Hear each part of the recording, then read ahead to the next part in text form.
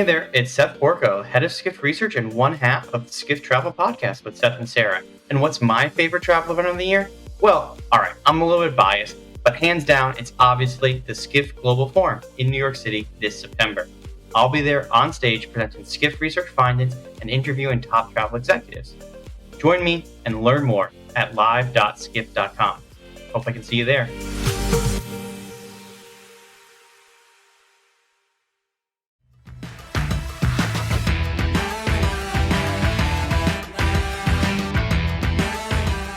Hello, everybody, and welcome back to the Skift Travel Podcast. I'm Skift's editor-in-chief, Sarah Kopit, joined, as always, by Skift's head of research, Seth Borko. Hey, Seth, how you doing? Good. How you doing, everybody?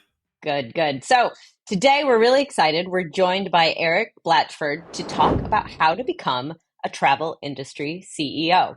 So as a founding member of the team over at Expedia, he was the CEO there, and at Terrapass and Butterfield and Robinson, which is a high-end adventure travel outfit. And I'm so curious to talk to you a little bit about that. I wrote a piece about that not too long ago, and that is just a fascinating space.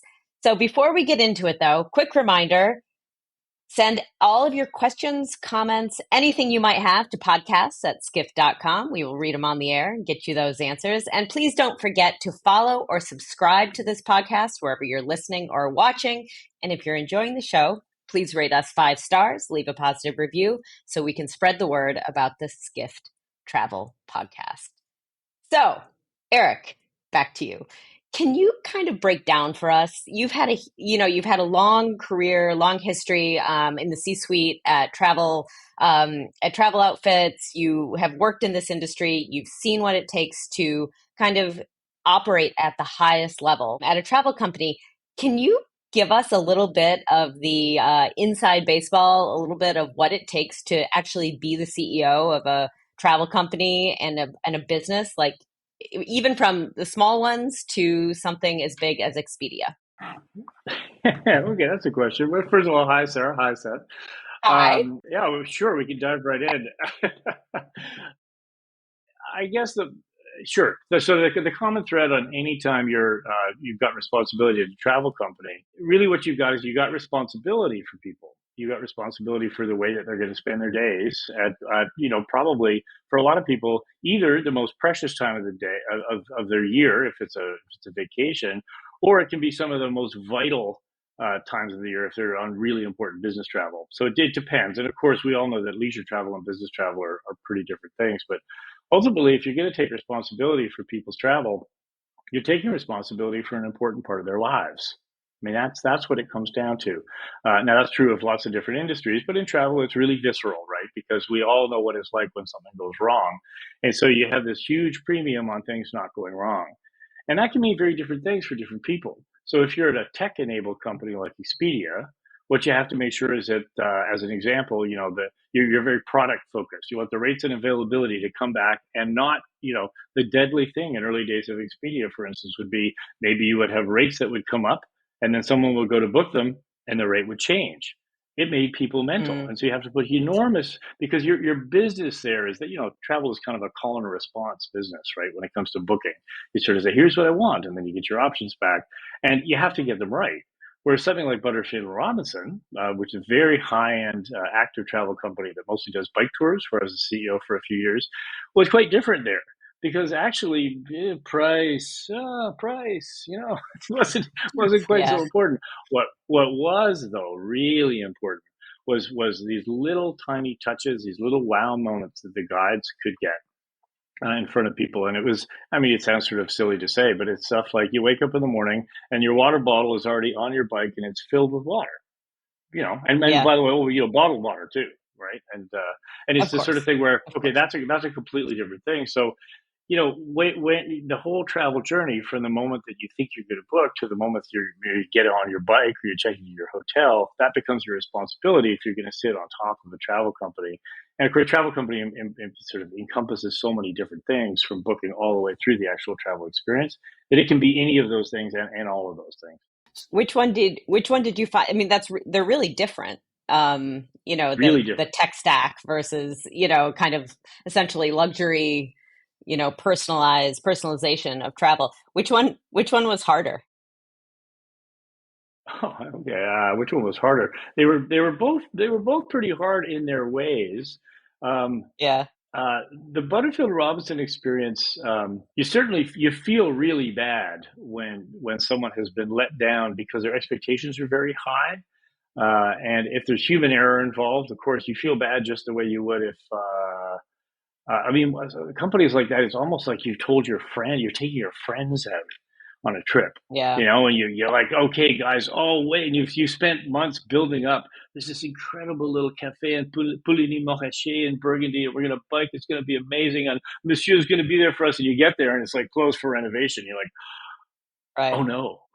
you know, whereas, of course, if something goes wrong, at a bigger company, I mean, yeah, you might be a step removed from people because there's the tech stack, but I mean, I'm sure you get a situation where, oh, I don't know, there's a data breach or something, and you feel just as much responsibility, right? And so Yeah. I don't know that you can say one is harder than the other. One is certainly more visceral than the other. Right. Yeah. No, I can totally see that. I mean, one is probably a lot more around maybe structures and processes, and one is maybe a little more like interpersonal. Like, I mean, what is that true, or is it all still pretty the same skill set, like as a CEO? You know what I mean? Well, certainly when it comes to the customer base, that might be true. But I think when it comes to the day-to-day function, I mean, the truth is, the CEO is a cliche, but the CEO is a leadership position. I mean, really, you shouldn't try to get into the CEO business or really the leadership business if you don't like dealing with people. If you don't like, Mm, I mean, I guess you can talk about, oh, you have to like managing people. But when you're up at that level, it's not so much that you're managing people. What you're trying to do is support people as they try to get done what they need to get done in the day. I mean, it's interesting. As I sort of transitioned from doing day-to-day management as a CEO into doing more kind of independent board work, Yeah. which, I mean, I was the exec chairman way back at Couchsurfing. I mean, I've done a big variety of different kinds of travel businesses there too. I find after a while, we all do this thing, right? Where we sit down and we say, okay, I assume everybody does this, periodically you think, what do I really want to, what makes me tick here? What color is my yeah. parachute, right? You sort of do Yeah. that thing. And after a while you realize, like, if you're going to sit on boards and enjoy it, if you're going to be in the C-suite, you have to like seeing people succeed. Like, that has to be the honest thing that you really like. And you Mm, have to become a kind of a coach. And I would say that a CEO, especially at a bigger company, is kind of almost a player coach, where of course you're in yep. there, and the spotlight and the headlines goes to the big strategic decisions, which of course always get kind of labeled onto the CEO. And actually, there are a bunch of CEOs who are quite hands-on on strategic things, and that is a lot of fun to think about.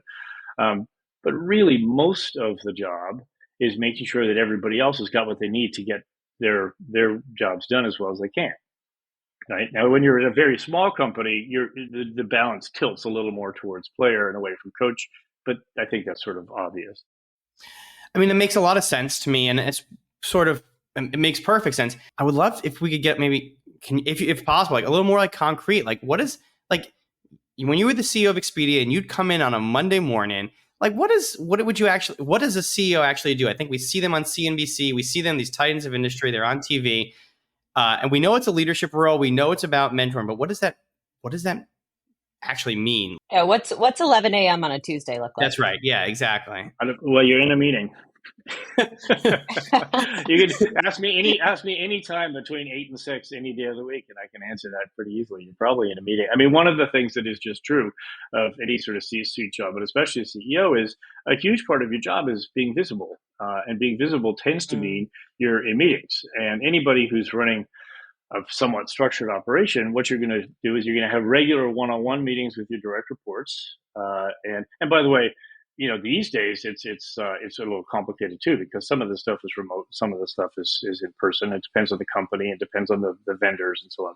Basically, what you're doing is you're being visible to your direct reports one-on-one, to your staff as a group, and that again on some regular cadence. And you and your office are the ones really responsible for making sure that it feels as though there's a kind of an operating system for the business. What is the cadence that you're setting with your direct reports, with your staff, that you expect them to set with their direct reports and their staff? what are the meetings around key strategic points or tactical points in the business that you show up at those meetings. I mean, partly it's because your opinion matters, but a lot of the time you're not the most informed person in the room. What you're there to do is make sure everybody understands that this is, in fact, an important thing and this decision can get made in this room. So a lot of this, you're sort of showing up so that things don't get slowed down waiting for you to show up. Does that make Right. sense? And so Yeah. visibility becomes a kind of an important part of the job, but you're really there to allow the other people who really know what they're talking about to get the decision made without having to then go and run it by you. And that's, I think, one of the reasons that CEOs end up in an enormous number of meetings where on paper you might say they're the decision maker. They're really there more to say, I agree that this decision can hold and go forward, and so it Right. doesn't slow things down. I'm There's probably curious, a you lot of brought CEOs who are like, dude, I do more than that. But maybe it's the sign of a good CEO, right? yeah, Because who recognizing that knows? you maybe aren't the one with the most information. But I am curious though, you brought up remote work and hybrid work and how everything has changed in the last 4 years since the pandemic. I'm curious to get your take on that as somebody in the C-suite. I mean, there's a lot of, I don't know, I guess anecdotal talk on, on in that you'll read in the media that most people in management or executives want folks back in the office, and workers, quite frankly, do not. We are at Skift; we're fully remote, so that is our reality. What is your take on that? My opinion is that either one can work and can work really well, but you have to Yeah. decide which one you're going to do.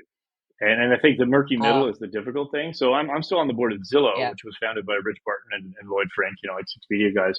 And we are Cloud HQ. We are completely remote. It's a big company, several thousand employees spread out all over the place.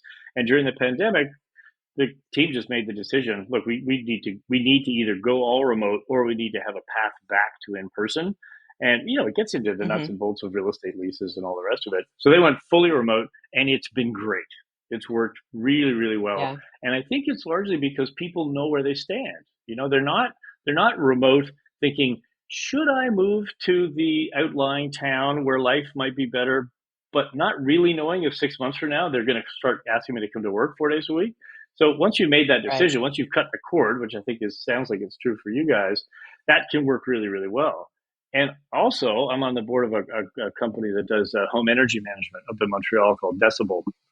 Well, that's a hardware company. We install a box in your garage that connects your solar panels and your electric vehicle, and et cetera. Lots of software in there too. Anyway, that's a very Yeah. engineering intensive thing. It would be extremely difficult to do that company remote. Now, you could have some parts of the Mm. company remote, right? Some of the salespeople could be, but the engineers not remote. But that doesn't feel right. And so, no, it makes more sense for that company to not be remote, to be back in the office every day. And that works great too, because everybody's like, great, we understand. And so, I was saying before, like, part of the CEO job is to establish the operating system for the company. This is another pretty good example of that, where it's like, that probably is a decision that at some level you take all the different inputs and so on, and your CEO is going to be the one who sort of says at the end of the day, okay, I've heard everything. We put it all together. This seems like the right thing. I bless this decision. And then repeat. But that's the other thing about being a CEO is you really have to repeat yourself a lot, right? I mean, that's a Yeah. huge part of the job, is just making sure that everybody is hearing the same thing over and over and over again. And I would say the remote work And thing it's falls in hard. that for sure. It's hard to do. Yes. You'd think it would be It easy to is. repeat yourself over and over and over, but it's harder than one might guess, right? Yes, in fact, it sounds like you have some experience with this, right? It's very important, and I mean, we're seeing this right now. I mean, it's an election year, and so we are seeing the power of repetition. I mean, there's a reason the stump speech is exactly the same every time, and the news clips are always the same Yeah. because you're trying to get your message across. We all know from advertising and everything else, it takes at least 3 or 4 times hearing something. In a big company, how many times are you actually going to see the CEO speak? Well, the CEO, you got to make sure you're just dead consistent with what you're saying. Yeah. Yeah. I'm curious, when you've either been hired or hired people, been on the board or the hiring committee to hire people into C-suite roles, I'm curious if you can run through what that process looks like, or maybe even how it's different than, a lower level or a more junior person. And do you always use an executive search firm when you're looking for a CEO, or is that something that is it done by word of mouth? Like, can you walk us through how that works on a kind of a practical basis? Yeah, I mean, so my direct experience with CEO searches has almost always been internal. So Mm, very, very often what you'll have is a situation where you've got at least one, sometimes some, if you're lucky, you've got more than one internal candidate. And then what you'll do is you'll go outside and I mean, it depends very much on the scale of the company here, but if you're at any kind of scale, realistically, yeah, you're going to use an executive recruiter. I mean, it's just going to make sense because yeah, very few companies maintain a big database of all the external people who would be good to come in and potentially be the CEO. It doesn't make sense as a resource allocation, right? No one's really going to do that, and that's what the executive recruiters do. So there's a very practical reality there. But I would also say that part of a good management structure. I mean, the times when I've seen it make most sense to pull someone in from outside are the times when something has gone not according to plan internally. So most yeah, companies, most of the time, right, the plan should be grow your talent internally, find the person who's ready to take over for the CEO at the time when the CEO is ready to move on. But we actually just did this at Zillow last week. Rich Barton stepped aside, Jeremy Waxman steps in. That's been, I mean, I'm on the board there. That's been in the making for a long time. Jeremy's been the chief operating guy for 3 years, et cetera. Now, just to pick up from my own experience, in 2009, when I went to become the CEO at Butterfield Robinson, well, we were coming out of the financial crisis, and it was very chaotic in high end travel. I don't know if you guys remember, but it was like one of the few times, even at the high end, all the wallets slammed shut for a while, and there were big yeah. layoffs, including the person who had been running the company. And there was just nobody there internally who could have taken it on. And so I got the call because, well, I don't, it's funny, most people don't realize the reason I got that call actually is because when I was a kid, right out of college, I was a guide for Butterfield Robinson. I was one of the people filling the water bottles. So they knew that I That's had fantastic. since then they had done the Expedia gig and so on. They thought, oh, okay, well, let's. And so I ended up on the radar screen, which was really pretty amusing. But again, in those situations where you don't have the obvious internal candidate, yeah, executive recruiter ends up being the thing that makes the most sense to do by far. I mean, I know there's for jobs that are more functional, it is more realistic to say, okay, we can probably fill that job based on our networks. Let's go out. We'll use LinkedIn and so on. And I think that's sort of a numbers game. I mean, if you're looking for a good sales engineer, say, well, there's a lot of sales engineers out there, and a lot of your sales engineers will already know a lot of other people who are pretty good, and the referral network thing does make some sense. It's kind of different when you're talking about somebody who can actually run the company as the CEO. First of all, there aren't Yeah. that many, but also the networking is completely different because it's sort of quasi competitive at the same time. I'm curious what those qualities are, and that makes it so rare to find people who could be or would be successful at being a C-suite leader or a CEO. Like, what do you have to have, like, in your person to really run a company, any company, a travel company? Um, what do you think that special magic combination of qualities are? Well, so I'm going to put my board hat, investor hat on here Yeah. because it's funny. Hmm. After a while, this is the sort of thing you start to look for it in founders, but also you look for it in functional CEOs. Of course, it's a combination of things. I would say so. We've already talked about communication skills and how important that is. We've talked about people skills, how important that is, and I would expand that into if you're a CEO and you're not interested in HR, if you're like, oh well, HR that can work for somebody else, I'm like, you're probably not my kind of CEO. Like you should care a lot about stuff Right. like compensation. Like that should really matter a lot to you because the most important thing you've got are the people who are going to actually run the engine. But beyond that, I would say it's really important as the CEO to have at least one of the functional areas in the company have to be something that you are deeply curious about, deeply invested in, has to feel like the domain that if you weren't the CEO, that's where you'd be playing and you'd be really happy. So, Yeah. I mean, I laugh. I mean, just I use myself as an example.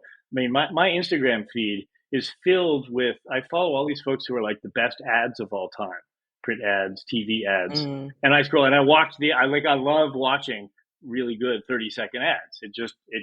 I think about the product. I think about, oh, that's kind of cool. Okay, I see what they're doing there.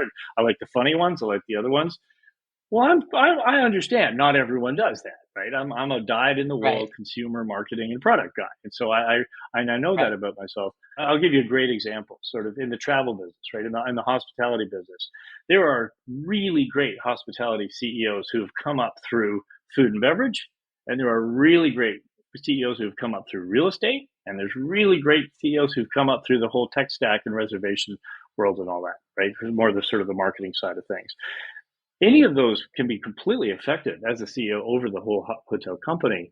But it's really important that one of those is close to their heart and that they care a lot about it, because that's their Yeah. way into the organization. What do you think about switching things? Because I think that there's some organizations where it's like, this is a CFO to CEO organization. I feel like some organizations sometimes say, oh yeah, our CFO is going to be the next CEO. And some say our chief product officer is going to be the next CEO. There's some like product-led, finance-led, marketing-led organizations. Sometimes we see companies switch and they say, oh, the former executive was the finance guy. Now we're bringing in a new executive who's the marketing guy or girl. Obviously, I should have said used multiple examples, but like, Yeah. does that mean that sets the tone for the culture? I think a lot of times is that a challenging transition for a company, or can it work? Well, it could work, but challenging is certainly the word. I mean, there's some great Steve Jobs quote about what happens when you put finance people in charge of a product and marketing company, and I'm not going to get it right, but I think we can all guess more or less what it was. That's the dangerous move, I would say. In all of my experiences, when you've got a company that really thrives on delivering a product and a product experience to customers in a way that really gets them fired up. And I mean, Apple is it's such the obvious example. It's sort of the cliche. I would say even like little Butterfield Robinson is not a bad example. Like people really wait to get the catalogs and find out what are the new trips. I mean, the customers have been going for a long time. It really matters to them to find out. Oh, B&R is going to Croatia now. This is great. That sort of thing. Or I was on the board at Liftopia, the ski lift ticket company, and people would get very excited when the ability to sort of book things 3 days in advance came out, or whatever, or tie it to the weather forecast. I don't know. If you put a finance person in charge of that company, a lot of the time, unless it's a pretty special individual, they won't really understand why the extra money is going through what doesn't even have to be a formal R&D line on the P&L, right? Research and development. It could just be that there's a bunch of time and energy being spent on innovation that just doesn't make sense to someone who is used to looking at everything through the lens of numbers. And so I think that's just danger right there. And I think that's played out in business. That's not a travel thing. That's played out in business over and over again. I think I could make an argument that the airline industry certainly has gone down that path multiple times. There's been cycles where everybody in charge is mostly caring about much more about dollars and cents than about customer experience. And then somebody comes around and says, wait, customer experience. And the whole thing flips on its head again and it cycles around. A little less in hospitality, Yeah. I think. But I do think making those changes is always a little bit at your peril.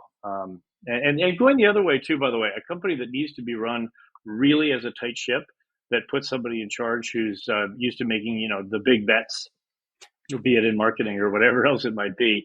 I mean, like right now, you put the person who's ready to make the big bet on AI, but actually this company has run like a railroad for years and years and years. You might get a little bit nervous about that.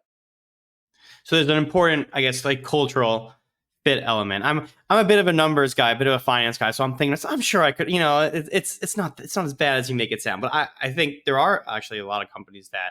I'm calling out. I think Disney sort of ran into that issue a little bit too, where they put the CFO in charge and it didn't go so great. Oh, it happens a lot. And of course, what you're looking for a lot of the time is the twinning of the CEO and the CFO. I mean, if you get the right two people in those two boxes, you almost end up with a sort of inside person, outside person to some extent. I mean, there's lots of different ways of moving it around. I mean, it is worth saying the CEO is not an island, right? I mean, unless you're at a very small company, the CEO needs to be supported by the other people. And ideally, especially if you're working with a good recruiter, you've sort of figured out who those other people are, and you've mapped out what's going to be complementary as you think about the people that you're talking to. That is pretty important. Before we take a break, I have one more question. I'm curious because you talked about your Instagram feed. What is the best ad that has ever existed? What's your favorite? I have mine. What was well, I mean, it's the thing. You're kind of asking what's my sense of humor in a way. I would say my favorite. Well, I'm going to have to recreate it a little bit, but one of my favorite ads of all time is a UPS ad from it's a while ago. It's let's say it's from the '90s, whenever it is, and it's these two consultants are there, and they're talking to this business guy, and they're like, "All right, we can move the product. We suggest that you take the containers and you put the containers through Brussels, and you do the thing." And then eventually the CEO leans over and says, "All right, I like it. Do it." And the one consultant looks at the other and then looks at the CEO and says, "Sir, we don't actually do what we propose. We just propose it." Yeah. And then it flips over and says, UPS third-party logistics. We actually do it, basically, right? But it was just, such a great example of using humor in a typical business situation to nail down the positioning for the brand. Perfect. Genius. Yeah, I think we owe our listeners a break. I think we will having a great conversation. We will pause here and come back with more with Erik about how to become and what it's like to be a travel CEO.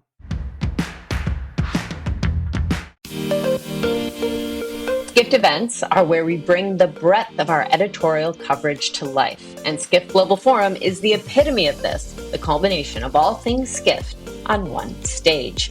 I can't wait to chat with all the top CEOs from Marriott to JetBlue, Expedia, Wyndham, Booking, and more about all the latest travel happenings. Be a part of the conversation and reserve your seat today at live.skift.com.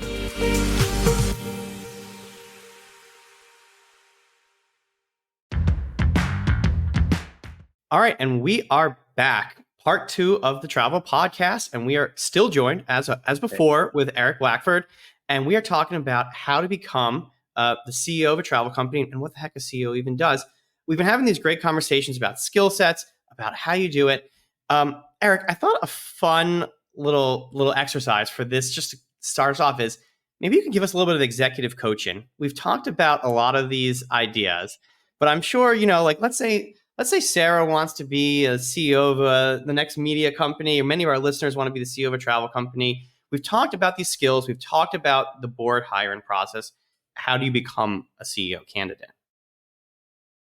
Well, I mean, it depends on where you're starting from, of course. But one thing we haven't sort of talked about is one thing that's important as a CEO is, as we used to say, you want to be able to operate at 50 feet and at 50,000 feet. And so depending on where you are right now or somewhere in the middle, you do want to make a conscious effort to do the other. So if you're in the trenches and you're sitting there tooling away in your, let's say, a fairly early career job, and you're thinking to yourself, well, one of these days I'd like to be in the C-suite. I mean, there's first thing you have to do, of course, is just, do well in the job that you're in. I mean, that's incredible. I have to say, just as a little sidestep, it's amazing. The thing you don't do is spend all your time thinking about the job you think you deserve, right? The next job up. That's not the thing to do. What you do is you do so well at the job. Who was it who said it? Just be so good that they can't ignore you. I think it's a Steve Martin quote, actually. That's the most important thing. But in terms of going up and down the scale, if you're operating at 50 feet, my first job at Expedia, talking about a thankless job, I was the guy who had to go around the country explaining to all the car rental companies that Microsoft was coming into the travel business. It wasn't, people didn't like hearing that. It wasn't great. But it taught me a lot about how things operated right down at ground level, doing the actual contracting. But at the same time, I realized that, okay, but you have to be thinking about the industry structure, the car rental industry structure, and understanding why it was that these guys were so resistant to paying the commission that you're asking them to pay. And then you had to actually think about that in context of the hotel business and the airline business, because those commissions are changing at the same time. And, that's operating up at 50,000 feet, right? Trying to figure out how are the big trends affecting the small things that I'm trying to get done. And once you're sitting there in the C-suite, it's sort of the opposite thing. You're surrounded all the time by all these big trends, and you're trying to figure out, okay, how are those going to translate into the on the ground? And I mean, the obvious example right now would be AI, right? Where everybody's sitting there in the C-suite going, what are we going to do? How are we going to do it? Well, transform customer service. Well, you better actually be able to get all the way down to the level of customer service and really understand those interactions, right? So again, you might be operating at 50,000 feet, but you better be able to understand 50 feet. And you better, by the way, be the kind of CEO willing to even get in there and have a headset on for a little while so you really understand what you're talking about. Well, I was going to ask about the undercover boss kind of phenomenon. I mean, do you think that most CEOs understand the 50 feet? I think that there's a world of people, maybe, two online, who think that CEOs are just blowhards that don't know anything. I think there's a reality that CEOs are very hardworking. But what side of that would you come on? Do you think most CEOs really get, do you think the CEO of an average travel company understands the customer service and the contracting? I think most CEOs who are passionate, like I was saying before, about one of the deep strands of the business, absolutely will understand all the way down to the coalface in that strand. Yes, I do, for sure. I think that everybody's got, it's not exactly blind spots, but everybody's going to have bits where the resolution is a little bit higher and a little bit lower. I would think that if you're sitting there in one of the big travel companies, be it a tour operator or an OTA, I mean, I guess it depends a little bit on whether you actually own the customer experience on the ground or not. It's pretty hard to do that job without having a pretty thoroughgoing understanding of what's actually going on. I would say that in the OTA context, you probably have a very thorough understanding of the customer experience through a screen, and you might have your experience of understanding the customer experience through the phone or through chatting with your agents. I'm going to guess here. No knowledge. Yeah. I'm going to guess that 3 years ago, that would be mostly through numbers in terms of call times, and there's a standard set of customer service numbers you're looking at, and it's almost a cost center thing. I bet now, given AI and how much everybody is talking about the potential for AI to help reduce cost, but also at what cost to the customer experience, I bet now everybody's very engaged with what's happening there, because you can't those down at the coalface decisions when you're running a big company. I mean, think about the leverage. I mean, you could do a little test somewhere and see how it goes, and then based on the results of that, you could make huge swings in your business, either to the good or, if you get it wrong, to the bad, right? And I think it's kind of instructive that we haven't, knock on wood, but we haven't seen a big, huge faceplant with somebody rolling out AI customer service and travel too quickly. And I think it's because people are really paying attention to what's happening down at the ground level. So I think as a CEO, it's situational. You can't be down at the ground level with all of your customers all the time. You just can't. Your job is to make sure that the folks who are directly reporting to you, and maybe a level down from that they're doing the best that they can. But you also can't be completely divorced from that. You can't go full blowhard. It just doesn't work. I'm curious, one thing that we haven't talked about that I kind of thought that would come up earlier is the concept of risk and like how much risk tolerance a CEO has. I would think they would need to have a lot. I'm curious what you think about that. And I'm also curious about what the difference is in your experience between kind of like career CEOs who come in and, they're hired for a job, and founder CEOs. Oh, wow.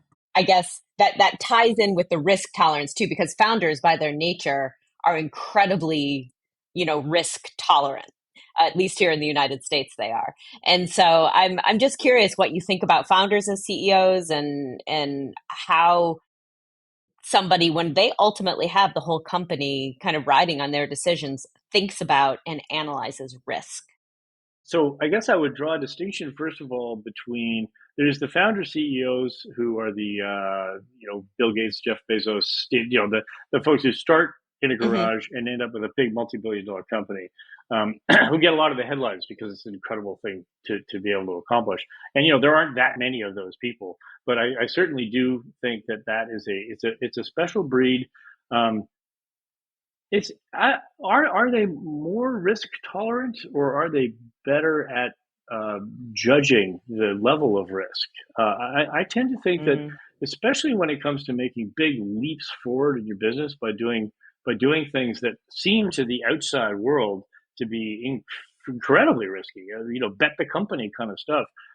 Internally, a lot of the time, how that actually works is a big flurry of activity to mitigate the risk. You don't want to be laying down big bets unless you're pretty sure you know what the outcome is going to be, and you might be doing that through research.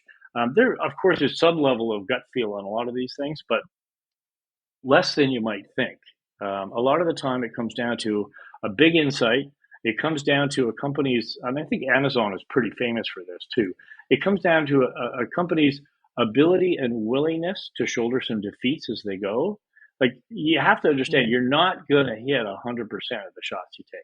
It's not going to go, right? What you are going to do is you're going to work as hard as you can to get the risk of failure down, and you're going to figure out how to mitigate that risk so that, if you're going to, let's say Expedia was going to launch a travel phone, we'd probably all go, ooh, I don't know. But let's just say they decided, like, a travel phone, that's what we're going to do. We've decided that travelers really need a dedicated device for whatever reason. I mean, 10 years ago, you could imagine sort of maybe something like that happening. What you would do is you would say, okay, well, in order to launch that in a way that we get any kind of real feedback on it, we're going to have to do it in a somewhat big way. But what we're actually going to do is we're going to do it in the way that gives us the smallest possible financial exposure. And we're going to figure out what's the least we could do to make sure that we really understand what we're doing here. Another good example, would be if you're going to launch a big new advertising campaign. I actually learned this lesson very early on. What you don't do is you don't just launch the thing and then see how the data comes back in. No, what you do is you pick a couple of test markets and you very carefully figure out how you're going to measure it. That's the first thing. Then you measure it. Then once you know, you go, boom, we're going to launch this thing. It gets covered in the outside world as, wow, this is super risky. These guys they're not advertising air anymore. Now they're only advertising hotel. Wow, it's incredible. Well, if you've already done all the testing in the test markets nobody knows about, to you, that doesn't feel like a big risk, right? You've done the work to take a lot of the risk out of it, but to the outside world, of course, it looks like a big risk. So a lot of it is the ability to mitigate risk, as opposed to being sort of risk-loving people go to Vegas. They don't run big companies.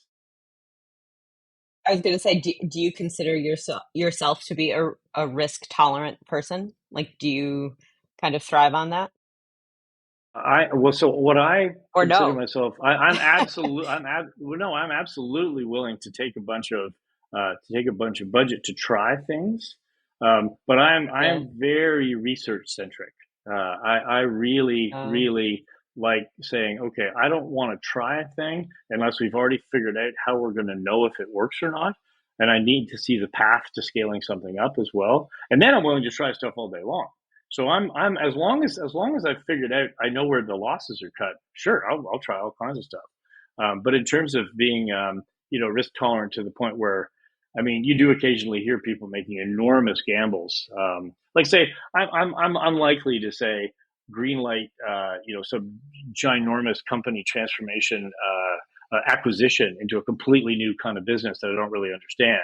These Hail Mary passes do happen in business, but I'm not the guy to do stuff like that. That's not my game.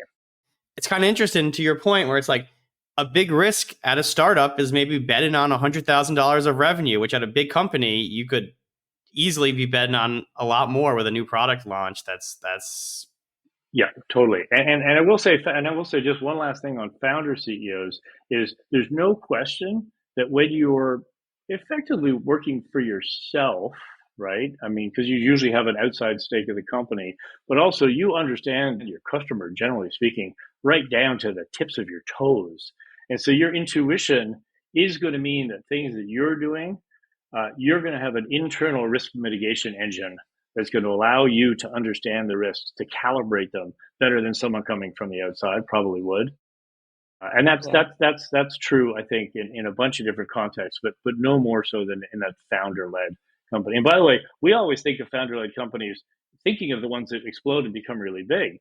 But actually, what's really interesting, you want to see a founder-led company where the CEO can take risks just off the top of his head. You pick a guy like Andy Levine, who runs Duvine Travel, one of the Butterfield competitors, incredible bike tour company, very high end as well. Andy, I bet, he doesn't need to do research to know whether a new trip that they launch somewhere in the world is going to fly with his customers. He just knows. And tons and tons of smaller business founder owners, CEOs, they understand this stuff cold. So again, it looks pretty risky from outside, but not to them. It's like an executive chef rolling out a new dessert. Risky on paper, but they know. They know.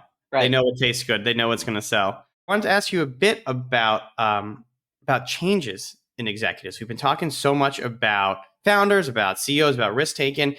One of the things, you're on a board, you get to see this a lot, so you've kind of been on both sides of this, is like succession planning. There's obviously the show Succession, and it looks really complicated and really tough. I mean, what does that look like in real life? And I mean, obviously it does happen. That show is somewhat based on a real succession story. I mean, what does succession planning look like at a large company for you, or at a company you're on the board of? Like at Zillow, you just went through that transition.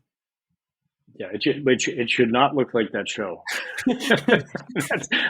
There's my great pearl of wisdom for the day.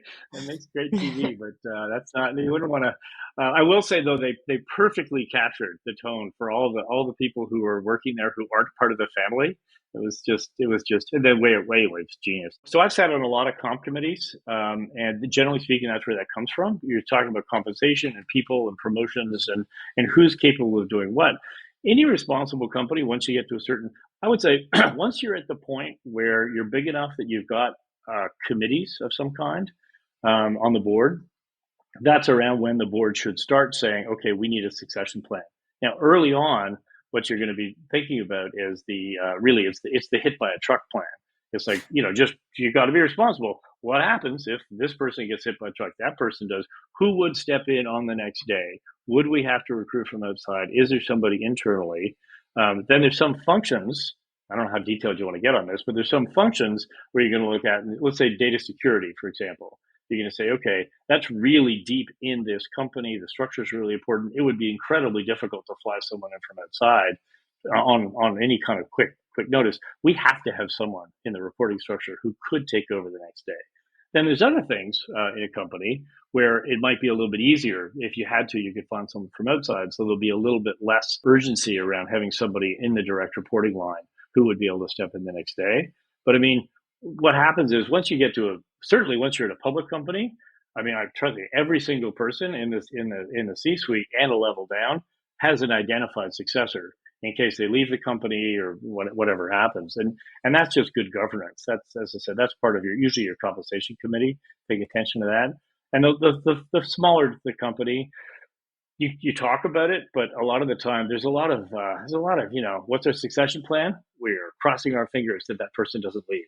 I mean, we all know that to be true, right? At a certain level of company, you just can't afford to have two people in the same kind of part of the company who are both capable of doing the big job.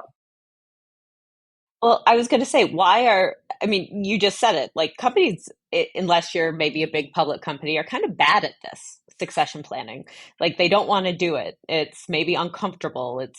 I don't know. Tell me why. Why do you think that or smaller companies are so hesitant to actually have a good succession plan? I think you just said it. I think it's because it's uncomfortable.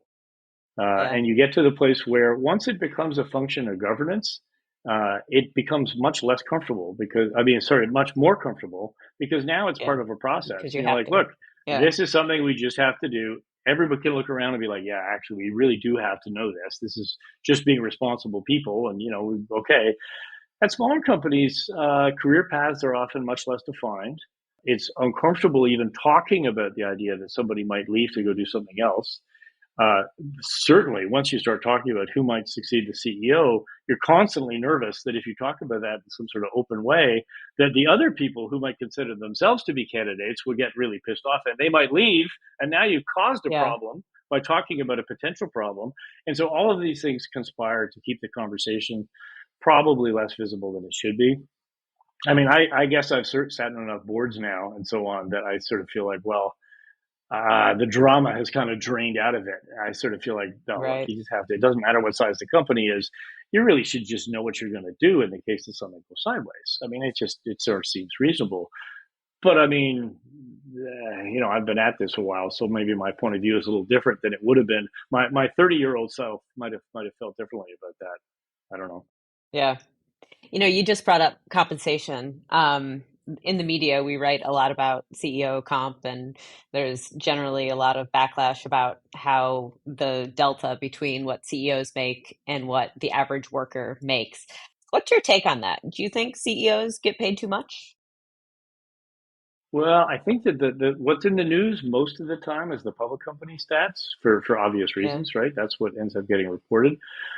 And Yeah. I don't know if CEOs get paid too much, or C-suite people get paid too much. They certainly get paid a lot more relative to what everybody else in the company gets paid than when I was starting my career, and that was already at a place where people were talking about it being different from before that.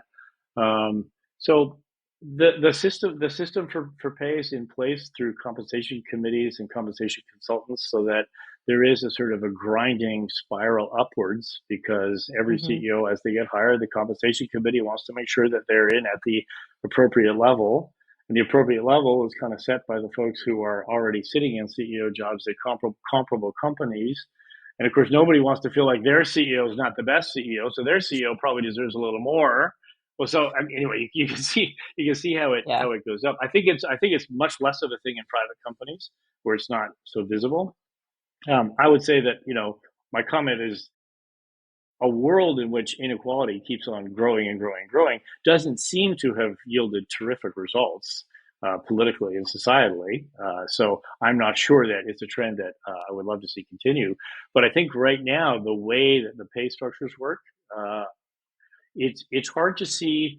It's hard to see what the thing would be that's going to mitigate that, particularly as in a tech world where you do have an environment where, like it or not, starting with the internet, but now I think increasingly through, I think AI is going to, if anything, be more like this. You do have a concentration of ability and power and resources, and as these companies all scramble to raise hundreds of billions of dollars for training the models and the like, it's not reasonable to think that there's going to be a huge number of companies that can do that.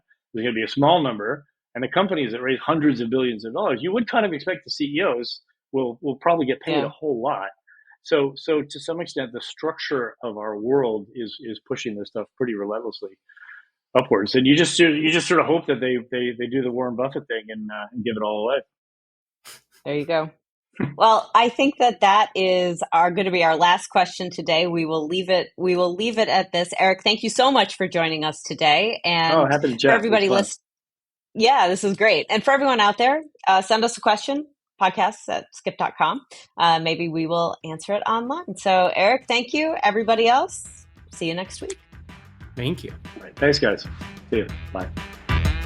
Thank you for listening to the Skift Travel Podcast. Wherever you're listening, please make sure to subscribe. If you like what you're hearing, rate us 5 stars or leave us a positive review. It really helps get the word out about us, our podcast, and make sure that we can still continue to bring it to you free of charge every week. If you're watching on YouTube, be sure to like and subscribe. And don't forget to hit that notification bell as well. That way you'll know every time we have a new episode.